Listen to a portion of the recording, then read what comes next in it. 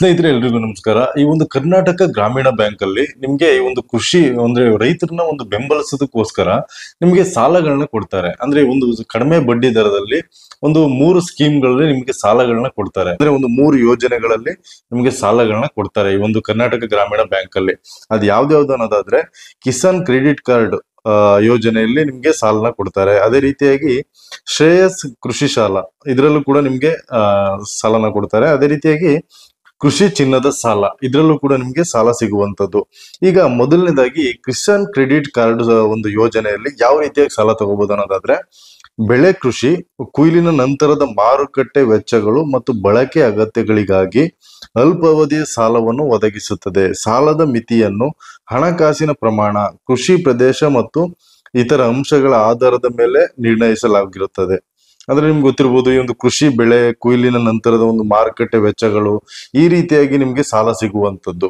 ಅದೇ ರೀತಿಯಾಗಿ ಈ ಒಂದು ಶ್ರೇಯಸ್ ಕೃಷಿ ಸಾಲ ಅಂದ್ರೆ ಇದು ನೀರಾವರಿ ವ್ಯವಸ್ಥೆಗಳನ್ನು ಖರೀದಿಸುವುದು ಅಥವಾ ದುರಸ್ತಿ ಮಾಡುವುದು, ಭೂಮಿ ಅಭಿವೃದ್ಧಿ ಮತ್ತು ಪಶುಸಂಗೋಪನೆ ಚಟುವಟಿಕೆಗಳಂತಹ ಕೃಷಿ ಉದ್ದೇಶಗಳಿಗಾಗಿ ಅವಧಿ ಸಾಲಗಳನ್ನು ನೀಡುತ್ತದೆ. ಗರಿಷ್ಠ ಸಾಲದ ಮಿತಿ 5 ಲಕ್ಷಗಳು ಅಥವಾ ಯೋಜನಾ ವೆಚ್ಚದ 75%. ಅಂದ್ರೆ ಈ ಒಂದು ಯೋಜನೆಯಲ್ಲಿ ನಿಮ್ಗೆ ಗರಿಷ್ಠ ಅಂದ್ರೆ ಹೆಚ್ಚಿಗೆ ಅಂದ್ರೆ ನಿಮ್ಗೆ 5 ಲಕ್ಷದವರೆಗೂ ಕೂಡ ಸಾಲನ ಕೊಡ್ತಾರೆ.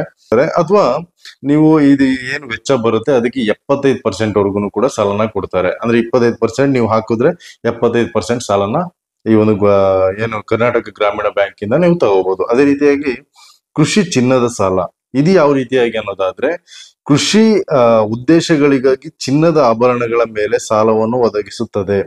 ಸಾಲದ ಮಿತಿಯು ಚಿನ್ನದ ಆಭರಣಗಳ ಮೌಲ್ಯದ 75% ವರೆಗೆ ಇರುತ್ತದೆ. ಅಂದ್ರೆ ನಿಮ್ಮ ಒಂದು ಚಿನ್ನ ಏನಿರುತ್ತಲ್ವಾ ಅದ್ರ ಮೇಲೆ ಸಾಲನ ತಗೋಬಹುದು. ನಿಮ್ಮ ಎಷ್ಟು ಚಿನ್ನ ಎಷ್ಟು ಬೆಲೆ ಬಾಳುತ್ತೆ ಅದರಲ್ಲಿ ಒಂದು 75% ವರೆಗೂ ಕೂಡ ಆ ಒಂದು ಬೆಲೆ ಬಾಳುವಂತ ಆ ಒಂದು ಚಿನ್ನಕ್ಕೆ 75% ವರೆಗೂ ಕೂಡ ನಿಮ್ಗೆ ಸಾಲನ ಕೊಡ್ತಾರೆ. ಅದೇ ರೀತಿಯಾಗಿ ಇಲ್ಲಿ ಬಡ್ಡಿಗಳನ್ನ ನೋಡೋದಾದ್ರೆ, ಮೊದಲನೇದಾಗಿ ಕಿಸಾನ್ ಕ್ರೆಡಿಟ್ ಕಾರ್ಡ್ಗೆ ಬಡ್ಡಿ ಇರುವಂತದ್ದು 7%. ಅಂದ್ರೆ 7%ಗೆ ನಿಮ್ಗೆ ಈ ಒಂದು ಕಿಸಾನ್ ಕ್ರೆಡಿಟ್ ಕಾರ್ಡ್ ಏನು ಯೋಜನೆ ಇದೆ ಅದರಲ್ಲಿ ನಿಮ್ಗೆ 7% ಅಲ್ಲಿ ಸಾಲ ಸಿಗುತ್ತೆ. ಅದೇ ರೀತಿಯಾಗಿ ಈ ಒಂದು ಶ್ರೇಯಸ್ ಕೃಷಿ ಸಾಲ ಇದರಲ್ಲಿ ನಿಮ್ಗೆ 12% ಆಗಿ ಬಡ್ಡಿನ ಹಾಕ್ತಾರೆ. ಶ್ರೇಯಸ್ ಕೃಷಿ ಸಾಲದಲ್ಲಿ 12% ವರೆಗೂ ಕೂಡ ಬಡ್ಡಿನ ಹಾಕ್ತಾರೆ ನಿಮ್ಗೆ. ಅದೇ ರೀತಿಯಾಗಿ ಈ ಒಂದು ಕೃಷಿ ಚಿನ್ನದ ಸಾಲದ ಮೊತ್ತ ಮತ್ತು ಅವಧಿಯನ್ನು ಆಧರಿಸಿ ಬಡ್ಡಿ ದರ ಬದಲಾಗುತ್ತದೆ. ಅಂದ್ರೆ ಈ ಒಂದು ಕೃಷಿ ಚಿನ್ನದ ಸಾಲದಲ್ಲಿ ನಿಮ್ಗೆ ಒಂದು ಸಾಲದ ಮೊತ್ತ ಏನಿರುತ್ತಲ್ವಾ ಅದ್ರ ಮೇಲೆ ಬಡ್ಡಿ ಡಿಪೆಂಡ್ ಆಗಿರುತ್ತೆ. ಅದು ಯಾವ ರೀತಿಯಾಗಿ ಬಡ್ಡಿನ ಕಟ್ಬೇಕನ್ನೋದನ್ನ ಅವಾಗ ಇದನ್ನ ಮಾಡ್ಕೊಡ್ತಾರೆ ಅವರು, ಎಷ್ಟು ಕಟ್ಬೇಕಾಗುತ್ತೆ ಅನ್ನೋದನ್ನ. ಅದೇ ನೆಕ್ಸ್ಟ್ ನೋಡೋದಾದ್ರೆ, ಅರ್ಹತೆ ಅಂದ್ರೆ ಏನೆಲ್ಲ ಅರ್ಹತೆ ಬೇಕಾಗುತ್ತೆ ಅನ್ನೋದಾದ್ರೆ, ಸಣ್ಣ ಮತ್ತು ಅತಿ ಸಣ್ಣ ರೈತರು ಸೇರಿದಂತೆ ರೈತರು ಈ ಸಾಲಗಳಿಗೆ ಅರ್ಜಿ ಸಲ್ಲಿಸಬಹುದು. ಅಂದ್ರೆ ಸಣ್ಣ ರೈತರಾದ್ರೂ ಕೂಡ ಇದೀಗೊಂದು ಸಾಲಕ್ಕೆ ನೀವು ಅರ್ಜಿನ ಹಾಕ್ಬಹುದು. ಆದ್ರೆ ಅರ್ಜಿದಾರರು ಉತ್ತಮ ಕ್ರೆಡಿಟ್ ಇತಿಹಾಸ ಮತ್ತು ಮಾನ್ಯ ಆದಾಯದ ಮೂಲವನ್ನು ಹೊಂದಿರಬೇಕು. ಅಂದ್ರೆ ಒಳ್ಳೆ ಒಂದು ಕ್ರೆಡಿಟ್ ಸ್ಕೋರ್ ಇರ್ಬೇಕಾಗುತ್ತೆ. ಅದೇ ರೀತಿಯಾಗಿ ಯಾವ ಆಧಾರದ ಮೇಲೆ ಆ ಒಂದು ಸಾಲನ ತಗೊಳ್ತೀರ ಅನ್ನೋದನ್ನ ಅದ್ರ ಬಗ್ಗೆ ನಿಮ್ಗೆ ಕೆಲವೊಂದು ದಾಖಲಾತಿಗಳು ಬೇಕಾಗುತ್ತೆ, ಅದನ್ನು ಕೂಡ ನೀವು ಒದಗಿಸ್ಬೇಕಾಗುತ್ತೆ. ಅದೇ ರೀತಿಯಾಗಿ ಇವನ್ನೆಲ್ಲ ತಗೊಳ್ಳೋದಿಕ್ಕೆ, ಈ ಒಂದು ಸಾಲನ ತಗೊಳ್ಳೋದಿಕ್ಕೆ ನಿಮ್ಗೆ ಏನೆಲ್ಲ ಒಂದು ದಾಖಲಾತಿಗಳನ್ನ ಕೇಳ್ತಾರೆ ಅನ್ನೋದಾದ್ರೆ, ಮೊದಲನೇದಾಗಿ ಗುರುತಿನ ಪುರಾವೆಗೋಸ್ಕರ ನಿಮ್ಗೆ ಆಧಾರ್ ಆಗಿರ್ಬೋದು, ಪ್ಯಾನ್ ಇತ್ಯಾದಿ ಇದನ್ನ ನೀವು ತಗೊಂಡಿರ್ಬೇಕಾಗುತ್ತೆ. ಆಧಾರ್ ಕಾರ್ಡ್ ಬೇಕಾಗುತ್ತೆ, ಪ್ಯಾನ್ ಕಾರ್ಡ್ ಇರ್ಬೇಕಾಗುತ್ತೆ. ನೆಕ್ಸ್ಟ್ ವಿಳಾಸ ಪುರಾವೆಗಾಗಿ ಮತದಾರರ ID ಅಂದ್ರೆ ನಿಮ್ಮ ಒಂದು ವೋಟರ್ ID, ಡ್ರೈವಿಂಗ್ ಲೈಸೆನ್ಸ್ ಇತ್ಯಾದಿ ಯಾವುದೆಲ್ಲ ಇರುತ್ತೆ, ಪಾಸ್ಪೋರ್ಟ್ ಈ ರೀತಿ ಏನಿರುತ್ತೆ ಅದು ಕೂಡ ಬೇಕಾಗುತ್ತೆ. ಅದೇ ರೀತಿಯಾಗಿ ಆದಾಯ ಪುರಾವೆ ಅಂತಂದ್ರೆ ನಿಮ್ಮ ಒಂದು IT ರಿಟರ್ನ್ಸ್ ಆಗಿರ್ಬೋದು, ಮತ್ತೆ ಸ್ಯಾಲರಿ ಸ್ಲಿಪ್ಗಳು ಕೂಡ ಆಗುತ್ತೆ. ನೀವು ಯಾವ್ದಾದ್ರು ಕೂಡ ಜಾಬ್ ಮಾಡ್ತಾ ಇದ್ರೆ ಸ್ಯಾಲರಿ ಸ್ಲಿಪ್ಗಳು ಕೂಡ ಆಗುತ್ತೆ. ಅದೇ ರೀತಿಯಾಗಿ IT ರಿಟರ್ನ್ಸ್ ಕೂಡ ಬೇಕಾಗುತ್ತೆ. IT ರಿಟರ್ನ್ಸ್ ಇದ್ರೆ ಅದು ತುಂಬಾನೇ ಅನುಕೂಲ ಆಗುತ್ತೆ. ಅದೇ ರೀತಿಯಾಗಿ ಈ ಒಂದು ಭೂ ಮಾಲೀಕತ್ವದ ದಾಖಲಾತಿಗಳು ಅನ್ವಯಿಸಿದರೆ, ಅಂದ್ರೆ ಯಾವ್ದಾದ್ರು ಕೂಡ ಪ್ರಾಪರ್ಟಿ ಅಂದ್ರೆ ಕೃಷಿಗೆ ಸಾಲ ತಗೊಳ್ತಾ ಇದ್ರೆ ಅದ್ರದ್ದು ದಾಖಲಾತಿಗಳಿದ್ರೆ ಅದು ಕೂಡ ಆಗುತ್ತೆ. ಇನ್ನ ನೆಕ್ಸ್ಟ್ ಮರುಪಾವತಿ ಮಾಡೋದು ಹೇಗೆ ಅನ್ನೋದಾದ್ರೆ, ಸಾಲ ಯೋಜನೆ ಮತ್ತು ಮೊತ್ತದ ಆಧಾರದ ಮೇಲೆ ಮರುಪಾವತಿ ಅವಧಿ ಬದಲಾಗುತ್ತದೆ. ಸಾಮಾನ್ಯವಾಗಿ ಮರುಪಾವತಿಯ ಅವಧಿಯು 5 ರಿಂದ 7 ವರ್ಷದವರೆಗೆ ಇರುತ್ತದೆ. ಅಂದ್ರೆ ನಿಮ್ಗೆ ಒಂದು ಮರುಪಾವತಿನ ಮಾಡೋದಿಕ್ಕೆ 5 ವರ್ಷದಿಂದ 7 ವರ್ಷ ಟೈಮ್ ಅಂತೂ ಇದ್ದೇ ಇರುತ್ತೆ ಮಿನಿಮಮ್. ಅದಾದ್ಮೇಲೆ ಅದು ನೀವು ಸಾಲದ ಮೇಲೆ ಡಿಪೆಂಡ್ ಆಗಿರುತ್ತೆ. ಅದೇ ರೀತಿಯಾಗಿ ಸ್ನೇಹಿತರೆ, ಈ ಒಂದು ಏನು ಹೆಚ್ಚಿನ ಮಾಹಿತಿ ನಿಮ್ಗೆ ಏನಾದ್ರು ಬೇಕು ಅನ್ನೋದಾದ್ರೆ ನಾ ಇಲ್ಲಿ ಕೆಲವೊಂದು ನಂಬರ್ಗಳನ್ನ ಕೊಟ್ಟಿದ್ದೀರಾ, ಆ ಒಂದು ನಂಬರ್ನ ಹೇಳ್ಬಿಡ್ತೀನಿ, ನೋಟ್ ಮಾಡ್ಕೊಳ್ಳಿ. ಮೊದಲನೇದಾಗಿ 1800102525 ನೆಕ್ಸ್ಟ್ ಇನ್ನೊಂದು ನಂಬರ್ ಕೂಡ ಕೊಟ್ಟಿದ್ದಾರೆ 180042597777. ನಿಮ್ಗೆ ಅರ್ಥ ಆಯ್ತು ಅಂತ ಅನ್ಕೊಳ್ತೀನಿ. ಏನಾದ್ರು ಕೂಡ ಇದ್ರ ಬಗ್ಗೆ ಡೌಟ್ಸ್ ಇದ್ರೆ ನೀವು ಅಲ್ಲಿ ಬೇಕಾದ್ರೆ ಕೇಳ್ಬೋದು.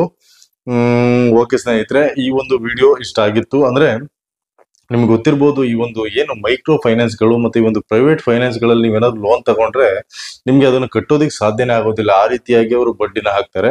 ನಾನು ಯಾಕೆ ಈ ಒಂದು ಬ್ಯಾಂಕ್ಗಳಲ್ಲಿ ತಗೊಳ್ಳಿ ಅಂತ ಹೇಳ್ಬಿಟ್ಟು ಹೇಳ್ತೀನಿ ಅನ್ನೋದಾದ್ರೆ, ನಿಮ್ ಪ್ರತಿಯೊಬ್ಬರಿಗೂ ಕೂಡ ಈ ಒಂದು ಸಾಲದ ಅವಶ್ಯಕತೆ ಇದ್ದೇ ಇರುತ್ತೆ. ಆ ಟೈಮಲ್ಲಿ ಏನಾಗುತ್ತೆ, ಎಮರ್ಜೆನ್ಸಿಗೆ ನಾವು ಅಂತ ತಗೊಳ್ತೀವಿ, ಆದ್ರೆ ಅದನ್ನ ಬಡ್ಡಿನ ಕಟ್ಟೋದಿಕ್ಕೆ ಸಾಧ್ಯ ಆಗೋದಿಲ್ಲ. ಹಾಗಾಗಿ ಈ ಒಂದು ಹಳ್ಳಿಗಳೆಲ್ಲ ನೋಡ್ತಾ ಇರ್ಬೋದು, ಈ ಒಂದು ಮೈಕ್ರೋ ಫೈನಾನ್ಸ್ ಗಳೆಲ್ಲ ಏನ್ ಬರ್ತಾವಲ್ವಾ, ಅವು ಲೋನ್ ಗಳಿಗೆ ಎಷ್ಟು ಬಡ್ಡಿನ ಹಾಕ್ತಾರೆ ಅನ್ನೋದಾದ್ರೆ 20-25% ಬಡ್ಡಿನ ಹಾಕಿ ನಿಮ್ಗೆ ಆ ಒಂದು ಸಾಲನ ಕೊಡ್ತಾರೆ. ನಿಮ್ಗೆ ಅದನ್ನ ನೀವು ಅಬ್ಸರ್ವ್ ಮಾಡ್ಬೋದು.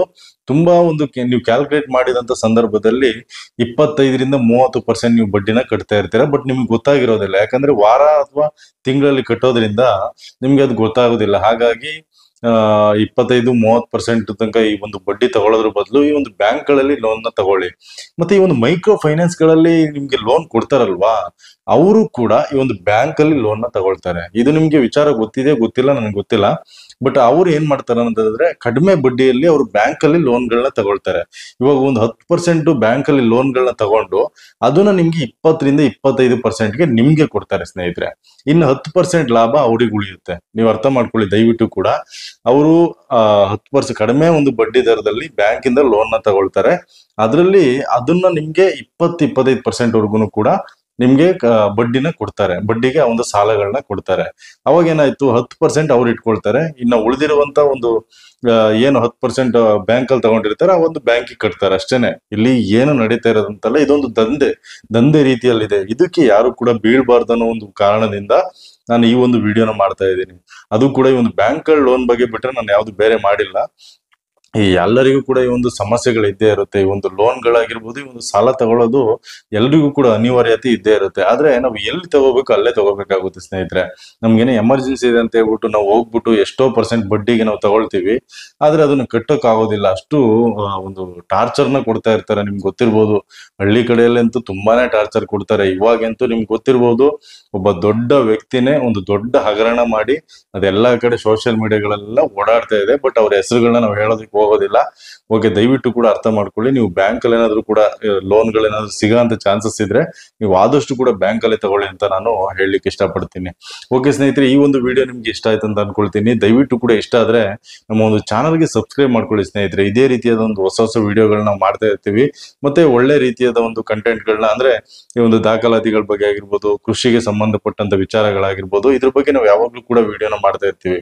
ದಯವಿಟ್ಟು ಕೂಡ ಸಬ್ಸ್ಕ್ರೈಬ್ ಮಾಡ್ಕೊಂಡು ಸಪೋರ್ಟ್ ಮಾಡಿ ಅಂತ ನಾನು ಹೇಳಲಿಕ್ಕೆ ಇಷ್ಟಪಡ್ತೀನಿ ಸ್ನೇಹಿತರೆ. ಓಕೆ ಸ್ನೇಹಿತರೆ, ಏನಾದ್ರೂ ಕೂಡ ಡೌಟ್ಸ್ ಇದ್ರೆ ಈ ಒಂದು ವಿಡಿಯೋ ಬಗ್ಗೆ ನನಗೆ ಕಮೆಂಟ್ ಮಾಡಿ, ನಾನು ಇಮಿಡಿಯೇಟ್ ರೆಸ್ಪಾನ್ಸ್ ಮಾಡ್ತೀನಿ ಅಂತ ಹೇಳ್ತಾ ಈ ವಿಡಿಯೋನ ಇಲ್ಲಿಗೆ ಮುಗಿಸ್ತಾ ಇದ್ದೀನಿ. ಮುಂದಿನ ವಿಡಿಯೋದಲ್ಲಿ ಮತ್ತೆ ಸಿಗ್ತೀನಿ. ಧನ್ಯವಾದ ಸ್ನೇಹಿತರೆ.